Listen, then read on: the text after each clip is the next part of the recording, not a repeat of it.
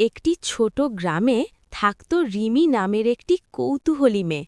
তার সবচেয়ে প্রিয় সময় ছিল রাত, যখন আকাশে বড় গোল চাঁদ উঠত।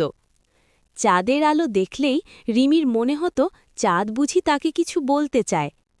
এক রাতে রিমি নদীর ধারে বসেছিল। হঠাৎ সে দেখল চাঁদের আলো নদীর পানিতে পড়ে এক টুকরো নৌকার মতো আকার নিয়েছে। অবাক হয়ে সে সেই আলো ছুঁতেই দেখল সত্যি একটি ছোট নৌকা। ভয় না পেয়ে রিমি নৌকায় উঠে বসল। নৌকাটি ধীরে ধীরে চলতে লাগল, আর নদীর চারপাশে জ্বলে উঠল অসংখ্য জোনাকি।